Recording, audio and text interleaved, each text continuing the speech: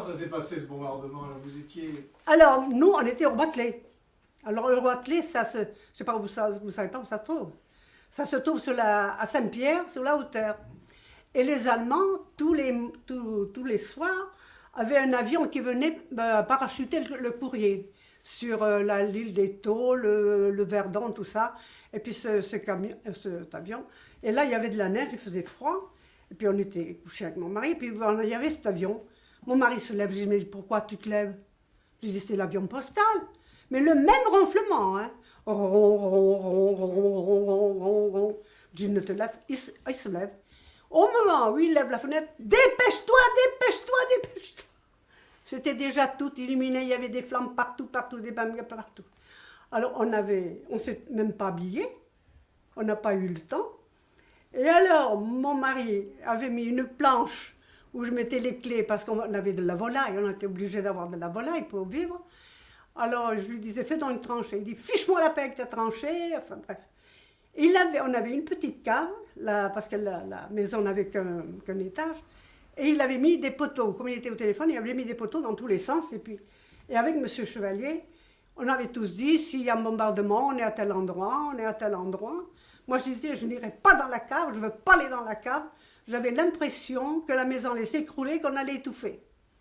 Eh bien, monsieur, j'ai une chose que j'ai répétée peut-être 500 fois, peut-être plus, je n'ai jamais compris. Je me lève dans le noir, je mets ma main sur la table, la clé de la table était sous ma main. Il y avait des escaliers, je mets la clé dans la serrure, tombe une bombe loin comme d'ici, là-bas, bon, tous les deux dans la cave. Alors vous voyez qu'il y a des choses qu'on ne peut pas s'expliquer.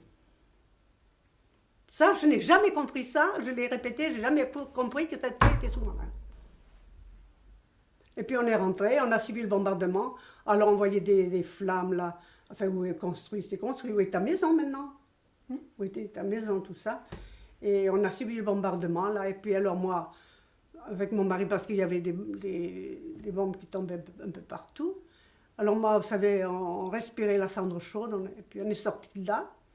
Quand nous sommes sortis, comme il y avait chez M. Laventure, il y avait M. Jourdain, il y avait chez M. Chevalier, on avait tous dit, le peu qu'on restait, s'il y a un bombardement, on est à tel endroit. Bon. Alors mon mari, on s'est habillé confortablement, et puis on a dit, on va aller voir si chez M. Laventure, s'ils sont blessés ou même pas. Et puis mon mari était devant la porte, on entend une voix qui venait du chemin du Rulat, là, derrière le cimetière en somme. On entend « Monsieur Delage ! Monsieur Delage !» Mon mari dit, mais il y a quelqu'un qui appelle. Alors c'était nos propriétaires qui étaient concierges du cimetière qui étaient passés par le bas. Alors à ce moment-là, Madame Rossignol était blessée. Je lui ai fait un petit pansement.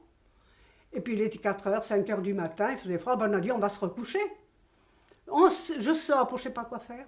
J'entends les avions qui arrivaient là vers Belmont. Oh là, j'ai dit, les revoilà, les revoilà, les revoilà, les revoilà. Alors à ce moment-là, on est allé dans la cave de chez M. Chevalier.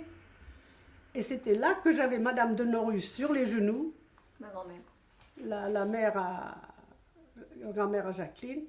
Et qui disait, ma fille, ma fille. Et puis alors il y avait des messieurs qui disaient, c'est pas Royan qui est bombardé, c'est Saint-Georges. Parce qu'elle pensait à sa fille qui était, où est la pharmacie Bujard en somme. C'est là que vous habitez. Alors, oh, c'est pas Royan qui est bombardé, c'est Saint-Georges. Mais Madame de Norus était au Sancourt, enfin, pensait à sa fille et à sa petite fille qui avait 3 mois. Tu avais 3 mois, je sais pas. Alors, à la pointe du jour, Madame de Norus dit, je vais voir ma fille, je vais voir ma fille. Alors, mon mari me dit, écoutez, Madame de Norus, je m'en vais avec vous. Ils sont bien marchés jusqu'au cimetière. Mais après le cimetière, vous savez, on marchait très difficilement. C'était dans les poteaux, dans les fils, dans les meubles, dans les gravats. Et quand ils sont arrivés au centre, là, il n'y avait que la poste et la pharmacie Bujard qui indiquaient le coin. Le casino, tout était démoli. Et alors, il a vu la maison de Mme Torru complètement écrasée. Alors, Mme de Norus arrivait un peu plus en arrière. Il avait peur, il dit, qu'est-ce qui va arriver? Il voit Mme Chazot, une commerçante. Il lui dit, est-ce que vous pouvez me donner des nouvelles de Mme Torru? Elle dit, laquelle? Mais il a dit les deux, parce qu'elle vivait avec sa belle-mère. Elle dit, Mme Torru mère est sous les décombres, et Mme Torru avec son bébé, dans la grande, il y avait un abri vers où est le garage Citroën, là. voyez où il est, alors il y avait un abri. Alors madame, ils se sont dirigés là, madame de Norus appelle sa fille, madame Toru lui répond, mais pour aller les chercher, c'était un amas de décombres, quoi.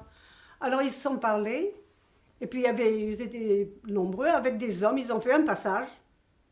Vous savez, ils ont gratté, ils ont fait un passage. Et mon mari s'est couché comme ça, il l'a passé comme il l'a pu. Madame Toru lui passe son bébé comme ça. La grand-mère prend le bébé, l'enveloppe dans une couverture, et il s'en va. Elle s'en va, et puis mon mari est resté, puis il a aidé à sortir tout ce qui était dans la cave, tout ce qu'il a pu récupérer. Puis ça s'est passé comme ça. Mais Madame Toru ne pouvait pas marcher. Elle avait un talon de fondu. Il ne pouvait pas la porter, elle avait des côtes qui étaient fêlées. Alors il y a un jeune homme, je ne sais pas qui c'est, qui s'était trouvé de faire comme tout le monde. Alors ils ont fait le siège comme ça, et ils ont apporté Madame Toru de là jusqu'à rue du Vivier, assise comme ça. Ils sont arrivés à 11h, il était parti le matin à 7h, ils sont arrivés à 11h l'après-midi. Midi. Et ça s'est passé comme ça. Et moi, j'étais au Watley, alors les gens arrivaient, vous savez, il y en avait qui étaient habillés dans des couvertures, il y en avait qui avaient des pieds enveloppés dans des chiffons. Et moi, j'avais du sucre, parce que mon mari ne fumait pas. Et on avait du cognac. Alors j'ai fait des grogs, toute la matinée, j'ai fait des grogs pour les gens qui arrivaient, qui venaient les uns après les autres. Il faisait froid. Et oui, il y avait la neige et il faisait froid.